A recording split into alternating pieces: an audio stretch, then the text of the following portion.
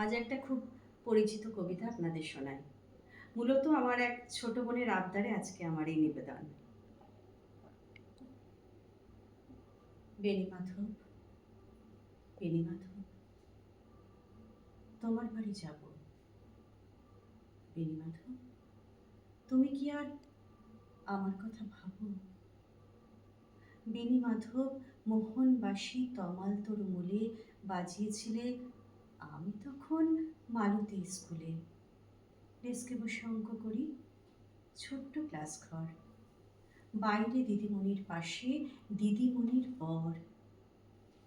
আমি তখন নবম শ্রেণী, আমি তখন শাড়ি। আলাপ হলো বেণীমাধব, সুলেখাদের বাড়ি। বেণীমাধব, বেণীমাধব, লেখাপড়ায় ভালো, শহর থেকে বেড়াতে এলে। আমার রং কালো, তোমায় দেখে এক দৌড়ে পালিয়ে গেছি ঘরে।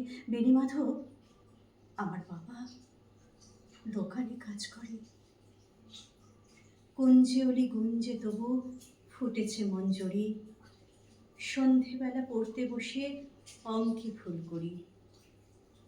আমি তখন নবম শ্রেণী, আমি তখন 16। ব্রিজের ধারে বেণীমাধব, লুকিয়ে দেখা হলো। বেণীমাধব, বেণীমাধব, এত দিনের পরে সত্যি বলো, সেসব কথা এখনো মনে পড়ে?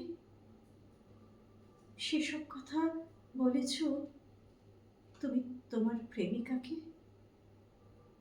আমি কেবল একটি দিন তোমার পাশে তাকে দেখেছিলেম আলোর নিচে, অপূর্ব সে আলো।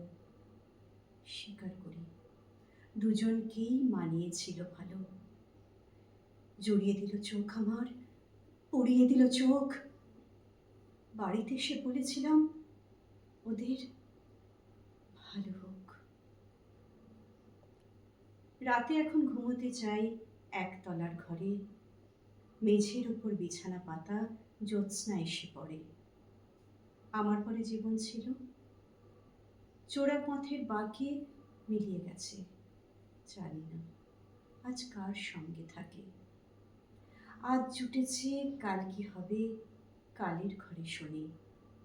আমি এখন এই পাড়ার সেলাই দিদিমণি। তবু আগুন, বেণীমাধব, আগুন জ্বলে কই? কেমন হবে আমিও যদি নষ্ট মেয়ে হই? কেমন হবে আমিও যদি নষ্ট মেয়ে হই?